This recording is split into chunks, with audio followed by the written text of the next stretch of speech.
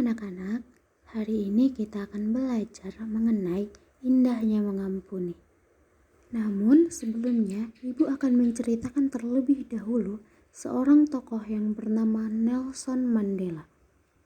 Nelson Mandela ini merupakan seorang tokoh yang berasal dari Afrika Selatan. Dia menderita cukup lama karena memperjuangkan hak-hak penduduk kulit hitam di Afrika Selatan. Dan Mandela dikenal oleh dunia sebagai tokoh yang cinta perdamaian serta rela mengampuni orang-orang yang pernah menyiksa dan menindasnya. Sebagai salah satu contohnya, bahwa Mandela pernah dipenjara dan di dalam penjara tersebut dia disiksa sangat kejam oleh sipir penjaranya. Namun, setelah keluar dari penjara, Mandela diangkat menjadi seorang presiden, namun ia memanggil sipir itu dan tetap mengampuninya. Nah, di sini Ibu mempunyai gambar yang menunjukkan bahwa dua orang wanita yang sedang bertengkar. Adik-adik pernah gak sih bertengkar seperti yang digambar ini?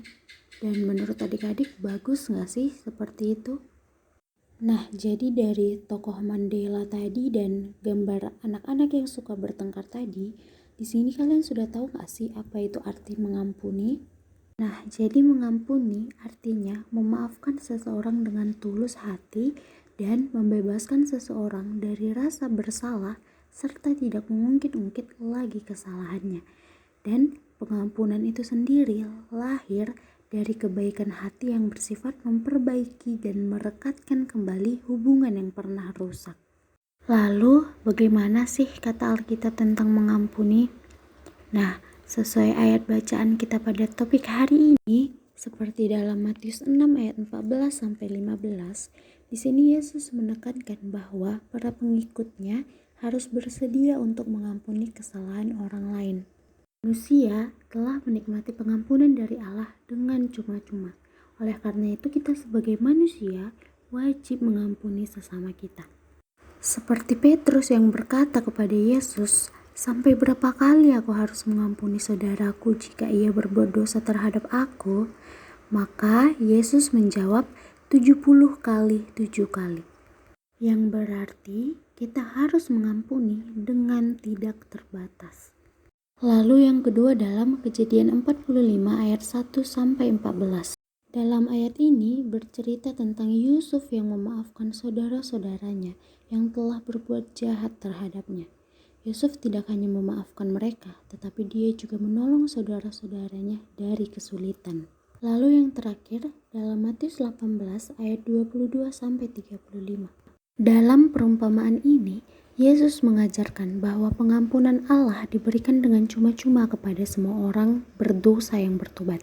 Oleh karena itu kita wajib mengampuni sesama, karena dengan kata lain, kita telah menerima kasih Allah melalui pengampunannya secara gratis.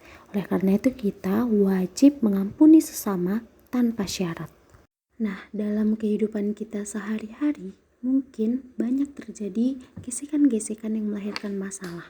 Dan itu juga dapat terjadi di lingkungan pertemanan seperti kalian para remaja sekarang, yang mungkin masih merasa sulit untuk belajar mengampuni.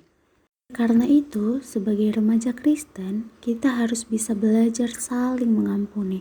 Entah itu mungkin teman kalian berbuat salah, atau mungkin orang-orang di sekitar lingkungan kalian. Karena dengan kita saling mengampuni, hidup kita akan penuh dengan damai sejahtera, dan kita akan dijauhkan dari hati yang benci dan marah.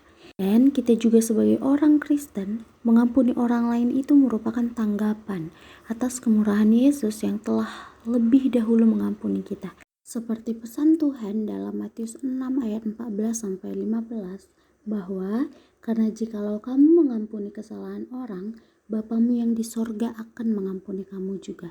Tetapi jikalau kamu tidak mengampuni orang, Bapamu juga tidak akan mengampuni kesalahanmu. Baiklah, sekian pembelajaran kita kali ini. Semoga kita bisa sama-sama saling mengampuni dan merasakan indahnya mengampuni tersebut. Sampai jumpa di minggu depan. Shalom.